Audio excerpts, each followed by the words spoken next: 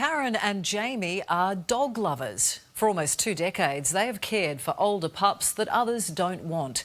But now their animal shelter faces an uncertain future. We're not hurting anybody. We're not upsetting anybody. Well, they're just old dogs living out their lives here, and we're not doing. I really believe we're not doing anything bad. Everywhere you look in Karen and Jamie Goulet's home, you see dogs enjoying their twilight years. I want you all to see where the dogs live, how they live in our home. This is our home. Karen has started recording videos which she posts on Facebook. They get to just be old dogs living out their lives for however long they have. And I'm not doing anything wrong. I love them. I take them to the vet.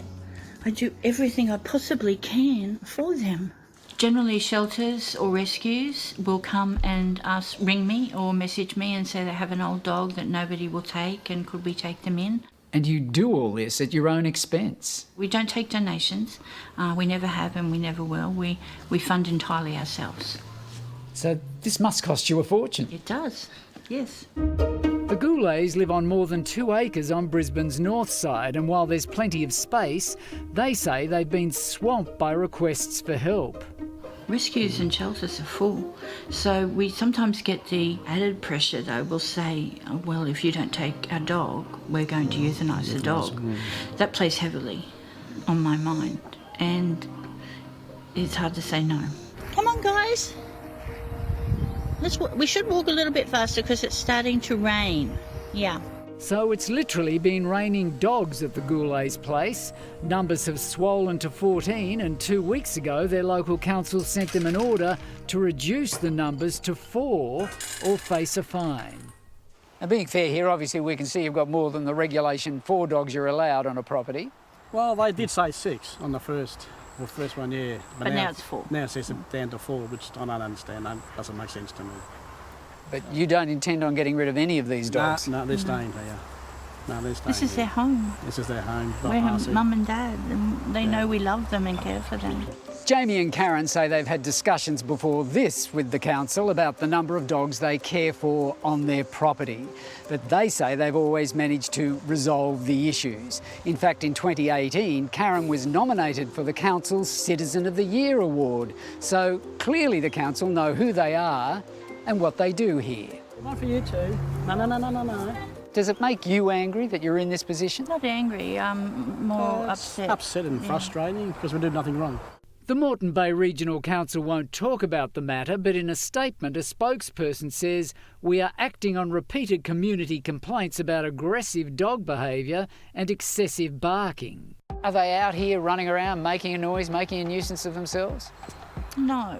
No, they make a noise till they come to the gate to open them up. Once the gate's open, they just take off and run off to the trees and to the pond and whatever, and they're quiet. So no noise they make. Walk around slowly. What they do is amazing, and rescue groups like theirs and sanctuaries are really a vital part of our community. Craig Montgomery is Communications Manager for the Animal Welfare League Queensland.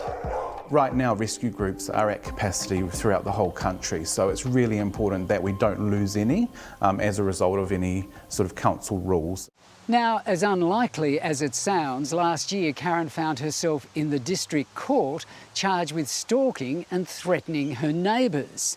In court, it was revealed the neighbours who used to live next door claimed they felt so threatened by Karen that they installed extra security and ultimately moved out.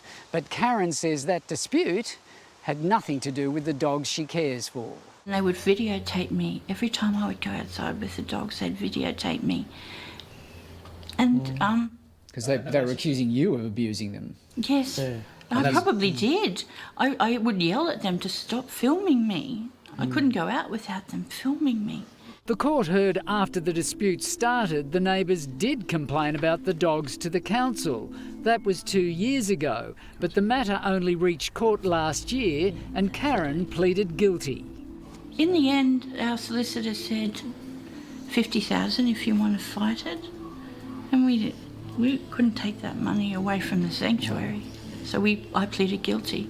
This was a serious offence. You got a suspended jail sentence. I certainly did, yeah. It just must have been terrifying for someone who's never broken the law. Pray the Lord. When you've not broken the law before, it was terrifying. In sentencing Karen, the judge said, clearly this offending is an aberration for you when one considers your personal background. And when we checked with Karen's current neighbours, we couldn't find anyone who'd made a complaint about the dogs. But the council is insisting 10 of them have to go before Monday, or they face a fine of up to $7,000. But if they could just see what we do, we're not doing anything Illegal? We don't think so, anyhow. We don't think we're doing anything illegal. We're just trying to do something good. Supplying old dogs a home to live before they pass over. That's all. There's a good girl.